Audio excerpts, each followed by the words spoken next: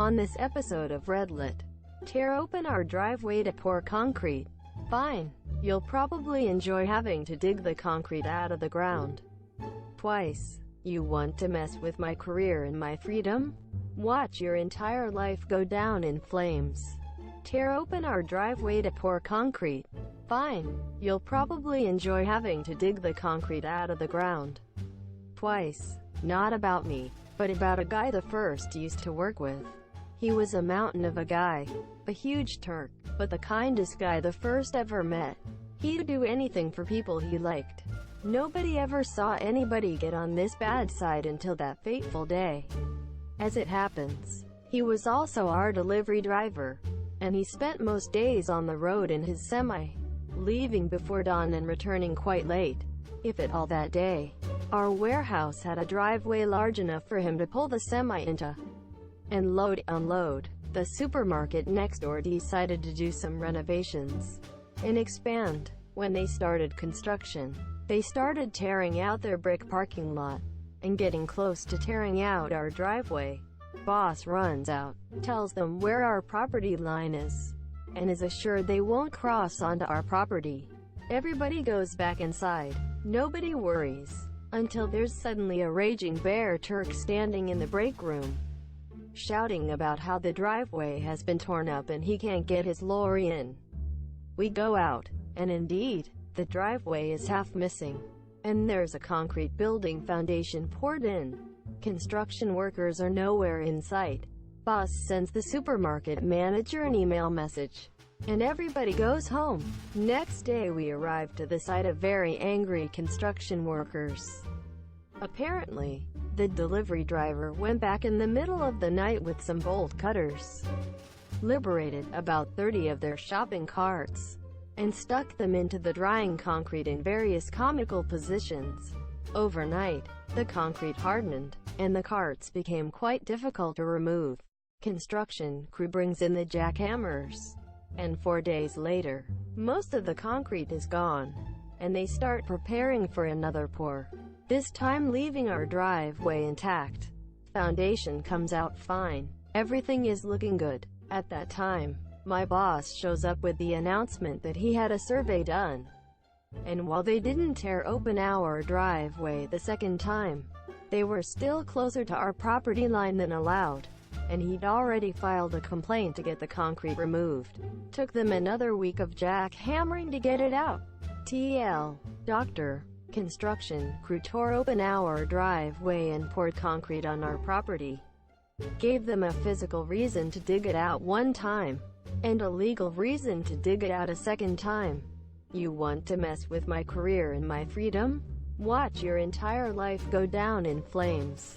Obligatory LTL, FTP. Added edits addressing naysayers at the bottom is here.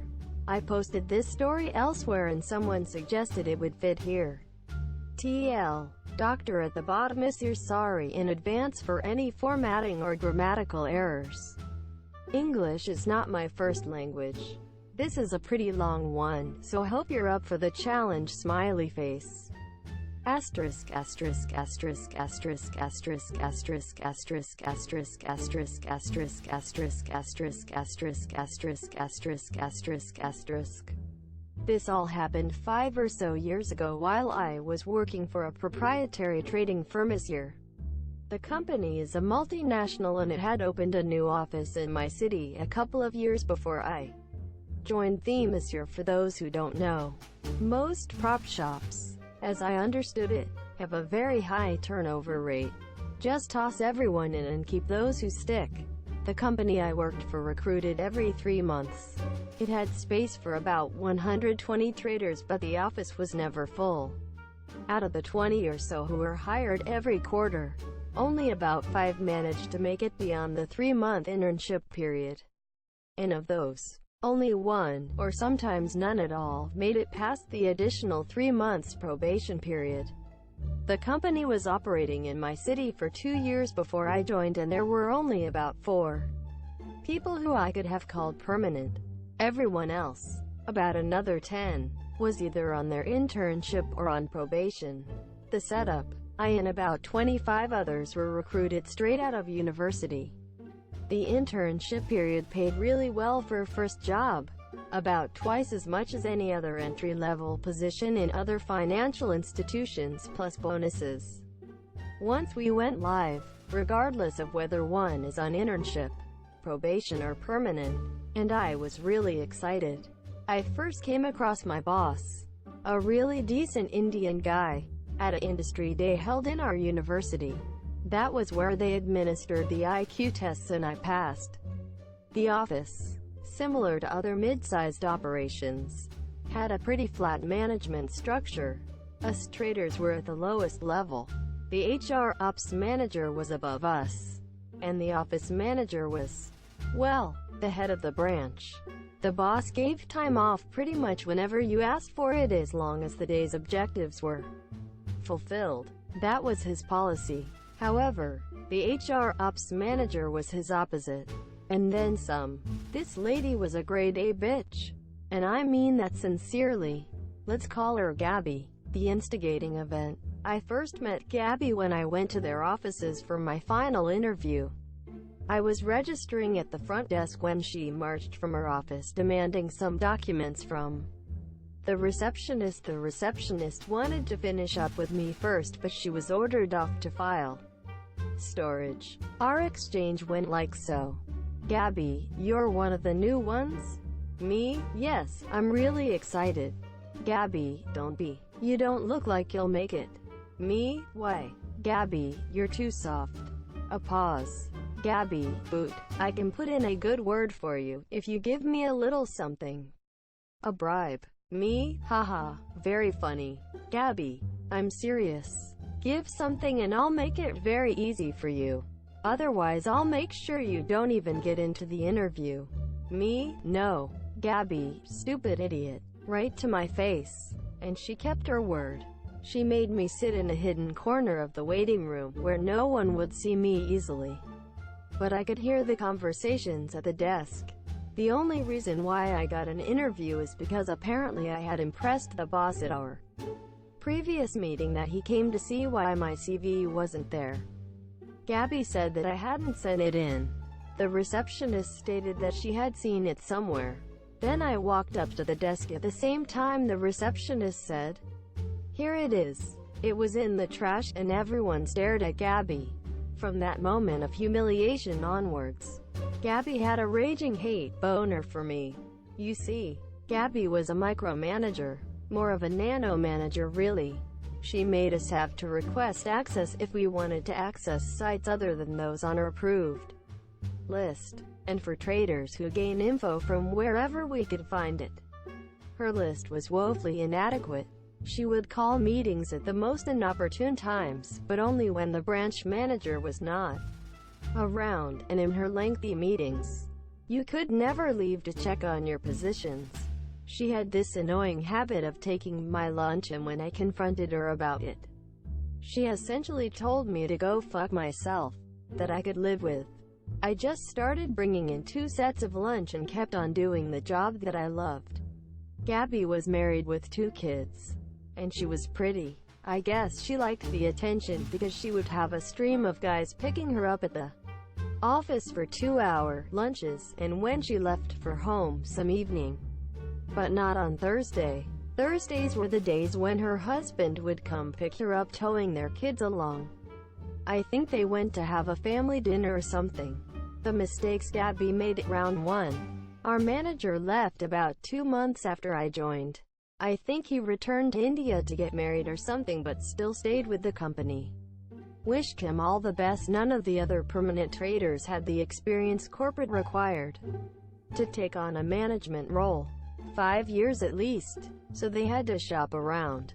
In the meantime, Gabby became the de facto head of the branch, despite the fact that her knowledge of futures markets was rudimentary at best. Her first mistake was when she delayed my promotion from internship to probation.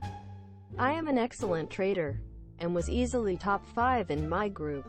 Of the 26, she promoted the 20 she liked, kept me and another guy in internship, and fired 4 at around the same time. Another recruitment drive happened and another 20-ish interns were hired. I knew this was our beef rekindled and remixed, and I was actually surprised she held onto it for so long. It was also pretty unusual since the last thing my former boss did before he left was to promote me from the simulator to a live trading account.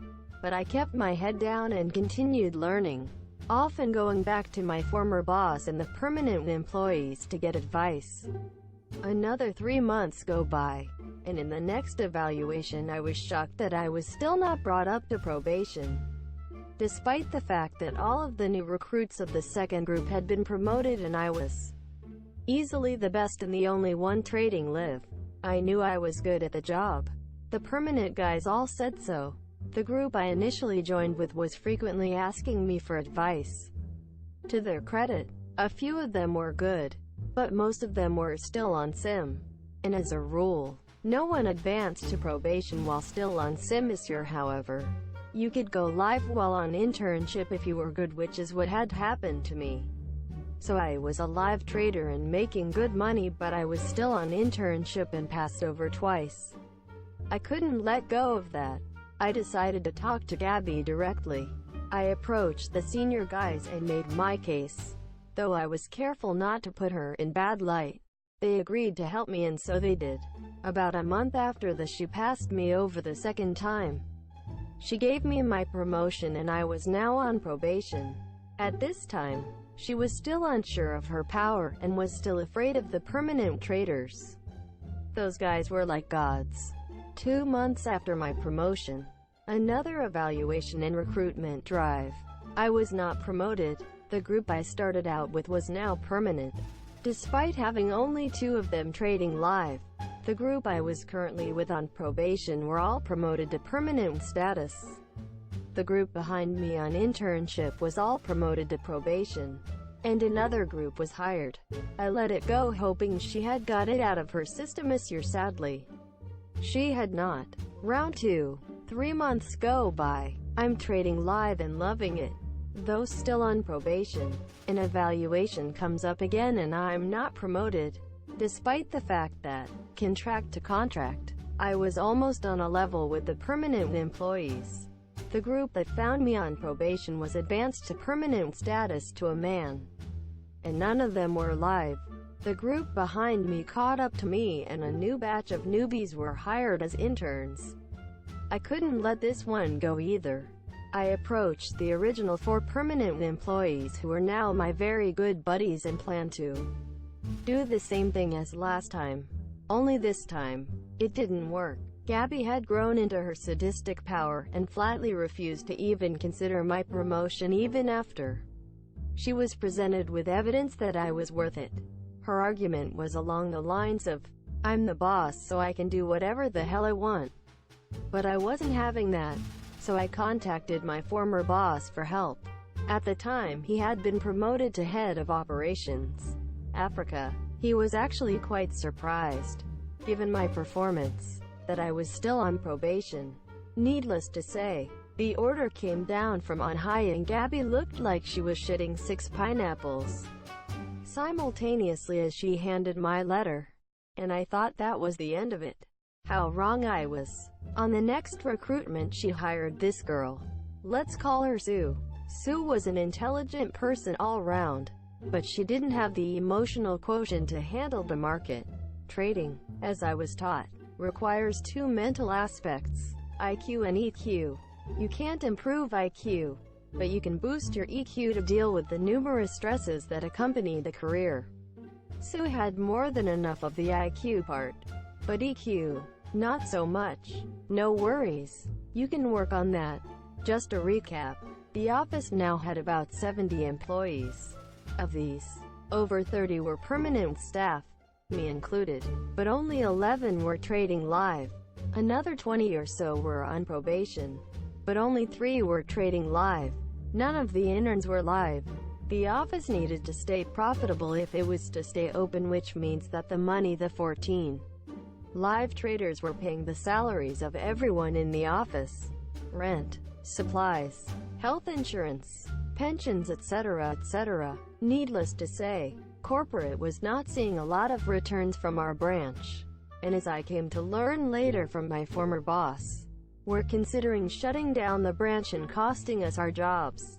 But I digress. The last straw. The grade A bitch Gabby took advantage of an inconsolable and desperate Sue to try and get me for sexual harassment. This is how it went down. Remember all those people still on Sim? Well, they all came to the 11 of us for trading advice, and we did what we could to help Themyscire. We divided up the Sim traders into groups and I was mentoring about 4 people. Sue was one of Themyscire, as any trader will tell you. The period before profitability is usually one of losses. Unless you're really good, and it's filled with stress and fear. Hence the need for high EQ. It's normal, and you get through it. Sue was going through such a rough patch one evening. We were going over her trades. Bad trading day all around. When she just burst out crying. I know how it feels. I had shed my own tears as well. So comforted her the best I could.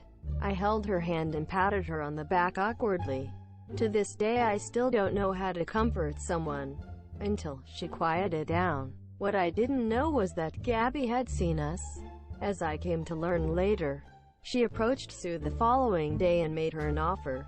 Gabby would make sure Sue kept her job and would get her a lot of money if she stated that I had sexually harassed her. Sue took Gabby up on the offer, and what followed was a nightmare. It started with a formal reprimand from corporate, a hearing in which I wasn't present to defend myself, because Gabby forgot to send me the summons. Apparently she lobbied quite viciously to get me fired. The only reason I was able to keep my job was that my former boss came to my defense. Despite his help, I lost my quarterly bonus, about 100,000 United States dollars, and half of my holdback, about 400,000 United States dollars. I also had to attend seminars which essentially involved watching the same film on sexual assault in the workplace, 3 hours long, until I stated, in writing, that I was an abuser and it would go on my record. I knew that if that happened, Gabby would have the ammunition she needed to ruin my life forever. So every day, I got into the office at 7 in the morning, watched the 3-hour film until 10, refused to acknowledge it, then get to work, leave the office at 11:20 in the evening, rinse and repeat. For almost 7 months, it was tiring and torture, and Gabby never let me live it down. All of the people I had been mentoring were transferred the day after my reprimand. A day after that, Gabby informed me via letter that my clip size had been cut from 1,000 to 20 contracts. Yeah, I had to admit, I was bloodied, I was down, but the bitch didn't know that she should have ended me. The revenge. Step 1. Ruin Gabby's career. I started compiling all the shit that was happening to me in the office. It started when I realized that when I went out to lunch, someone would open my desk drawer and mess around with my notebook, where I jotted down my trading ideas for the day. The only person who had a key apart from me was Gabby. Apparently she had mastered my lunchtime routine for the entire 45-minute break and would open my locker when I was out smoking. She would then copy down my trading plans for the day and give them to Sue. I even saw them at it once, but they didn't see me. I documented it. I let it go on for a while so that I could establish a pattern via Sue's trades. I then approached 2 of the permanent traders who were closest to me and told them my plan. Remember when I said almost no money was reaching corporate, in that there were only 11 live traders? The situation had only gotten worse. The office was now full, but we had less than 15 live traders. Live trading could only be approved by head of operations, my former boss, and he was a strict one. Now imagine that my earning capacity had been cut by over 90%. My 2 friends agreed to my plan and they slowed down their trading by around 50%. This essentially put the branch in the red, and 3 weeks later, we were told that head of ops and other head honchos were coming down. The next phase involved getting Sue into a corner, please, a tear or 2, and revealing that I could prove she had been stealing my work were enough to get her written. statement from her that Gabby had orchestrated my whole sexual harassment thing. Step 2. Ruin Gabby's marriage. It took only a little investigation on my part to realize that all those men who visited the office were actually Gabby's lovers. She would leave for 2-hour lunches with her phone turned off. I took advantage of one such period. Gabby left, and I snuck into her office to find her Facebook profile open. Everyone knew she was always on there, and it was a sore point because she had banned it for the rest of us minions. I got into her messenger, and voila! Explicit texts, nudes, rants about her husband and his inadequacies, the 6 guys or so she had cheated with. All of it. I copy-pasted the data into her private email, which she was logged into as well. Always clear cache, you guys, and sent it to my private email. Then deleted it from her sent folder. Now I had the ammo on my phone ready to send. Step 3. Ruin Gabby's relationship with her kids. Now, I'll say right off the bat, I'm not proud of this step. But to bust my justice nut, it wasn't enough to just send the info to her husband. So I waited for Thursday when I knew he would be passing by the office with the kids. The ProRevenge gods saw fit to bless me that day, because it was the same day that corporate head honchos were riding into town. Thursday, I was at the office at 7 as usual with all my documentation from my appointment letter to the numerous rejected requests for promotion. Sat through the 3-hour sexual harassment video. Yes, I was still doing that, and waited for the moment. The guys from corporate, my former boss included, arrived and went straight into a meeting with Gabby. I was quite certain that they would call me in to know why I had been attending a sexual harassment awareness class for almost a year, and I was ready for theme this year. I was called in after lunch. At about 2, the question was asked, and before I could answer, Gabby jumped on the bit like I knew she would.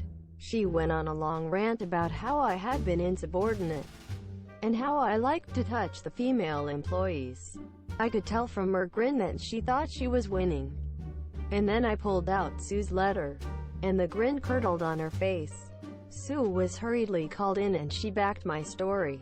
She said she was sorry. She was fired on the spot and told to go wait at the receptionist for her final check. I felt no sympathy. I was on a roll. Next I pulled out my analysis of my traits and told them how Gabby had been breaking into my locker and stealing my notes for Sue. Gabby denied it. Sue was called back in. She denied it. My former boss logged into the company network, pulled Sue's and my trading data. He compared the positions taken by both of us with my notes. He said it was true. Sue was fired again. They told me they would refund my confiscated bonus and holdback with an extra 50 grand. That was fine by me. The justice was enough. And then I spotted Gabby's husband heading into her office as usual. Their 2 kids in tow. I pulled out my phone, grinned at her and said, "Your husband is here." She turned around and saw him as she excused herself for a minute to tell him to wait. My former boss said, "Sure." I pressed send. TL. Dr. Grade, a bitch.